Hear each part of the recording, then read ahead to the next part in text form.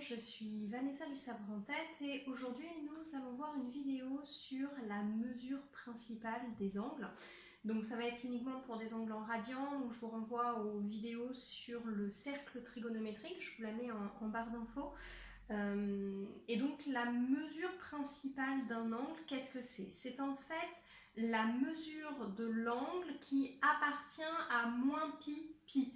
Effectivement, vous avez vu sur le cercle trigonométrique que un même point du cercle peut avoir différentes valeurs d'angle en fonction du nombre de tours qu'on a fait et du sens dans lequel on tourne autour du cercle trigonométrique. Et donc la mesure principale, c'est la mesure de l'angle qui appartient à moins pi, qui sont les valeurs que vous avez apprises en premier, avec les valeurs négatives dans le bas du cercle et les valeurs positives dans le haut du cercle.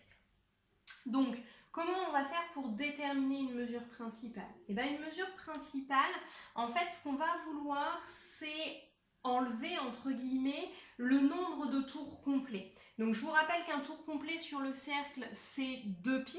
Donc là, je vous ai fait deux exemples. On va partir avec le fait d'aller chercher la mesure principale de 44 pi sur 7. Et donc, comme on va vouloir retirer le nombre de tours complet, on va vouloir retirer le nombre de fois où on a fait 2pi. Donc la première chose à faire, c'est de trouver combien vaut 2pi sur notre dénominateur. Donc en fait, si je veux 2pi, mais que je veux l'exprimer avec un dénominateur de 7, ça va me donner que 2pi est égal à 14pi sur 7. Tout simplement, je multiplie mon dénominateur par 2 pour avoir le 14. Donc 2pi c'est égal à 14pi sur 7. Et donc je vais venir écrire que 44pi sur 7, c'est égal à 2pi fois quelque chose, donc c'est égal à 14pi sur 7 fois quelque chose. Donc le 3 que j'ai mis ici, en fait je vous ai mis ce que j'ai fait sur ma calculatrice ou sur mon brouillon, j'ai fait 44 divisé par 14. En fait j'ai fait le numérateur divisé par l'autre numérateur.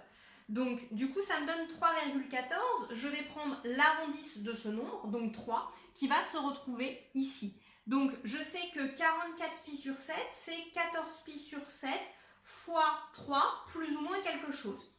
14 fois 3, que je me retrouve ici, en fait, ça fait 42. Donc, pour aller jusqu'à 44, il me manque 2pi sur 7. Voilà pourquoi 44pi sur 7, c'est égal à 14pi sur 7 fois 3, plus 2pi sur 7. Et le plus de pi sur 7, c'est la mesure principale de 44pi sur 7. Bien sûr, vous faites une phrase de conclusion. Moi là, je vous ai juste mis où trouver votre mesure principale dans votre calcul. Je vous redonne un autre exemple, histoire que ça rentre un petit peu par répétition. Donc cette fois-ci, je cherche la mesure principale de 39pi sur 4. Donc la première chose à faire, c'est d'écrire que 2pi peut s'écrire 8pi sur 4. Donc, encore une fois, le sur 4 vient du fait que ce que je cherche est un quotient par 4. Et le 8, j'ai simplement fait 4 fois 2. Donc ensuite, j'écris que 39pi sur 4, c'est égal à 8pi sur 4 fois quelque chose. Pour trouver le quelque chose, je fais 39 divisé par 8, donc je divise mes deux numérateurs, ce qui me donne 4,875. Je fais l'arrondi, ça me donne le 5 que j'ai écrit ici. 8 fois 5, 40. Donc moi, je n'en voulais que 39.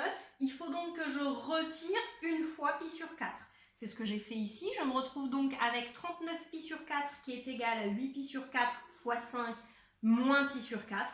Et le moins pi sur 4 est donc la mesure principale de 39pi sur 4.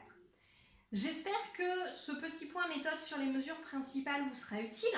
Si, en plus de ces cours, vous souhaitez des astuces, des conseils pour apprendre plus facilement et retenir plus longtemps vos cours, mais aussi des conseils pour diminuer votre stress pendant les contrôles et les examens, et des points sur Parcoursup, sur l'orientation, je vous invite à aller voir sur le site www.lesavoirentête.fr.